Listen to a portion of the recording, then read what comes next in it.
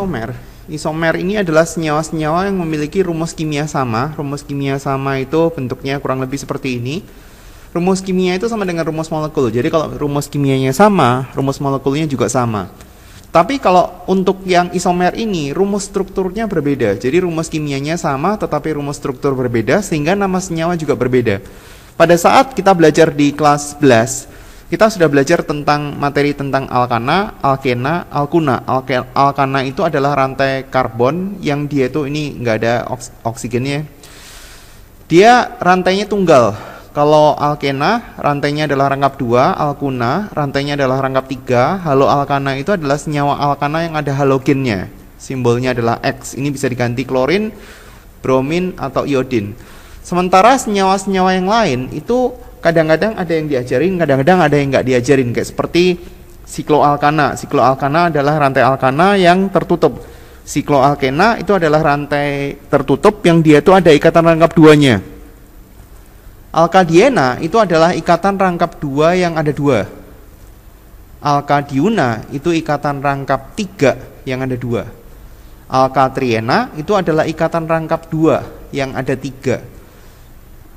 Alkatriuna itu adalah ikatan rangkap 3 yang ada 3. Terus kemudian sebenarnya juga ada ikatan rangkap 3 yang gabung dengan ikatan rangkap 2. Tapi ada beberapa guru yang ngajarin, ada yang nggak ngajarin. Jadi sebenarnya pada saat kita belajar tentang isomer, kalau kita belajarnya itu cukup lengkap, maka alkena itu sebenarnya mempunyai rumus kimia yang sama dengan sikloalkana. Alkuna itu mempunyai rumus kimia yang sama dengan alkadiena sebenarnya. Jadi ini adalah pasangan daripada isomer fungsional. Nah, sementara pada saat kita belajar tentang senyawa turunan alkana, ada 6 ini. 1, 2, dan seterusnya. 1 itu sebenarnya isomer dengan nomor 2. 3 isomer dengan nomor 4. 5 isomer dengan nomor 6. Jadi sebenarnya dia nyambung. Pada saat kita belajar tentang alkohol, gugus fungsinya adalah ROH. Pada saat kita belajar tentang alkoksi alkana, gugus fungsinya adalah ROR aksen. Aldehid atau alkanal, isomer gugus fungsinya itu seperti itu. Keton, isomer gugus fungsinya seperti itu. Asam alkanoat, gugus fungsinya adalah COOH. Kalau misalkan mau lihat di bagian tata nama ya. Yang ini adalah ester. Jadi dia nyambung sebenarnya antara alkohol sama eter, aldehid sama alkanal, asam alkanoat dengan ester, karena mereka mempunyai rumus kimia yang sama. Jadi kalau untuk yang bagian awal, kita hanya belajar yang dia itu ada C dan H-nya. Sementara bagian yang bawah, di sini ada C, H, dan O. Nah, sekarang kita coba bikin isomernya. Kita harus tentuin dulu dia termasuk golongan apa ya. C4H10O, berarti ini rumus kimianya kan adalah CnH2n ditambah sama 2O. Berarti ini itu ada 2 kemungkinan, yaitu adalah dia termasuk golongan alkohol atau alkanol. Terus kemudian golongan yang satunya adalah alkoksi alkana atau eter. Nah, di sini kalau misalkan kita mau bikin isomer, cara yang paling gampang adalah kita harus bikin mulai dari rantai utama yang paling panjang. Jadi di sini kita punya C-nya ada 4. Kalau misalkan lupa, karena isomer ini sangat tergantung daripada tata nama. Kalau misalkan kita nggak bisa tata nama, ya berarti kita nggak bisa ngerjain tentang isomer, karena kita harus tahu nama lebih dahulu.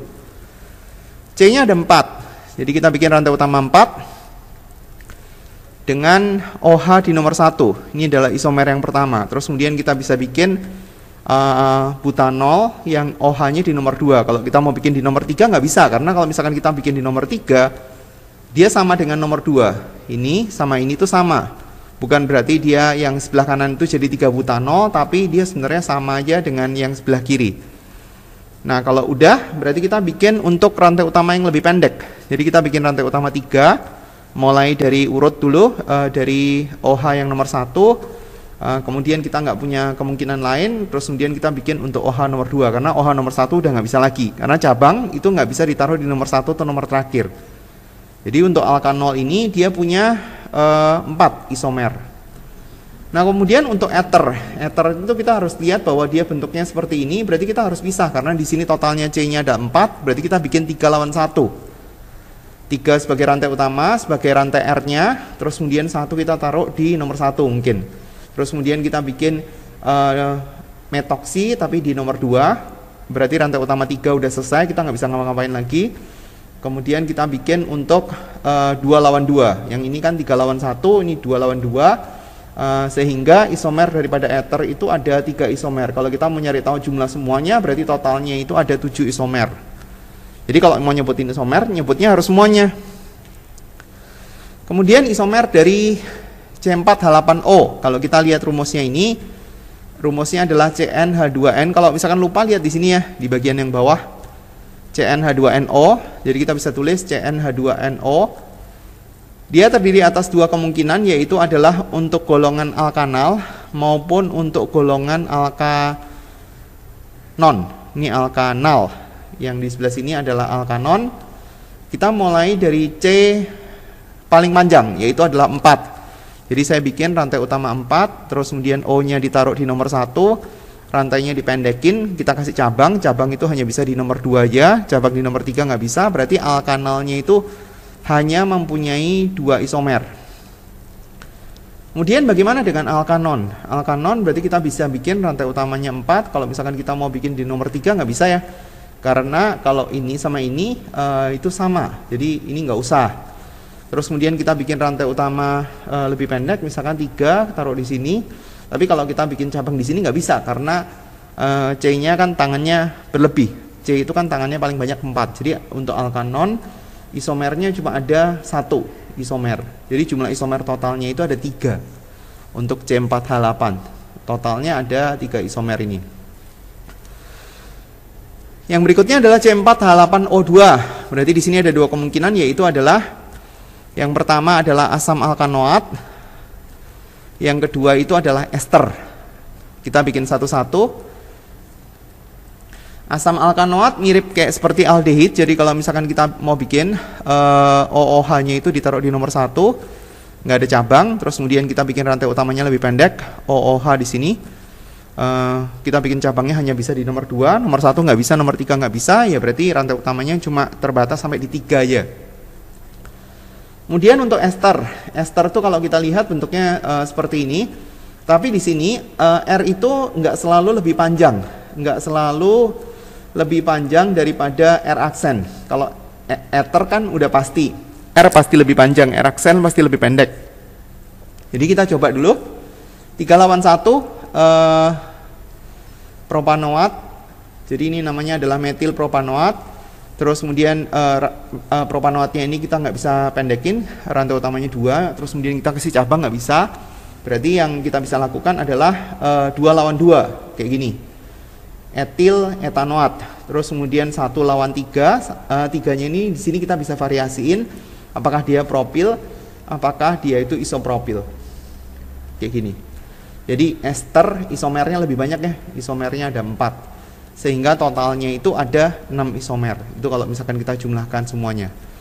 Nah sekarang kita masuk ke jenis-jenis daripada isomer. Jenis daripada isomer itu sebenarnya kebagi atas 2, yaitu adalah keisomeran struktur sama ruang. Keisomeran struktur sendiri terdiri atas 5. Jadi ini sebenarnya adalah penjelasan lengkapnya, karena ada beberapa guru kadang-kadang dia nggak ngajarin secara lengkap dan nggak ngasih tahu itu perbedaannya di mana. Keisomeran struktur adalah keisomeran yang disebabkan karena ikatan pada rantai karbon yang berbeda, yaitu yang pertama keisomeran rantai, atau kadang ada yang bilang ini adalah keisomeran struktur ini sama dengan keisomeran kerangka mestinya.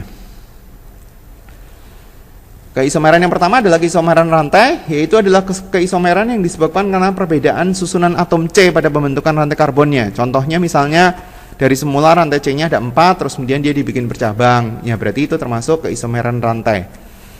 Keisomeran yang kedua adalah keisomeran posisi. Keisomeran posisi adalah keisomeran yang disebabkan karena letak atom pengganti atau gugus fungsi yang berbeda. Biasanya dia muncul di haloalkana.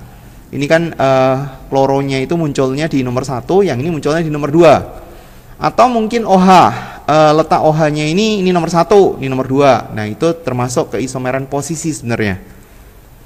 Keisomeran struktur yang ketiga itu adalah metaisomeri. Metaisomeri adalah keisomeran yang disebabkan karena letak ikatan rangkap. Letak ikatan rangkap berarti maksudnya kayak seperti 1 butena sama 2 butena. Jadi ini sebenarnya munculnya di kelas 11. Letak N pada amina atau letak O pada ether yang berbeda. Maksudnya kalau misalkan kita punya ether tertentu, tadi kan saya udah bikin ether ini. Nah ini sama ini Itu keisomeran yang meta isomeri tadi, yang barusan. Karena kan di sini metoksinya terletak pada nomor 1, yang di sini metoksinya terletak pada nomor 2. Tapi antara ini sama ini bukan meta isomeri, beda lagi. Jadi keisomeran jenis-jenis itu tertentu, sangat tertentu. Jadi nggak bisa semuanya. Maksudnya kalau misalkan kita ngomong bahwa oh ini sama ini meta isomeri, ini sama ini meta isomeri, atau ini sama ini meta isomeri, enggak selalu seperti itu. Jadi kita harus lihat definisinya itu terkait dengan apa. Itu yang ketiga. Struktur, ada rantai, posisi, meta isomeri. Terus kemudian keisomeran yang keempat adalah keisomeran fungsional. Keisomeran fungsional itu kalau dia beda golongan. Nih, perbedaan gugus fungsinya. Dari gugus fungsional yang telah ada, kita belajar tentang 3 pasang, jadi maksudnya ini. Nih, ini keisomeran fungsional. Jadi ini isomer fungsional dengan yang ini, dan seterusnya.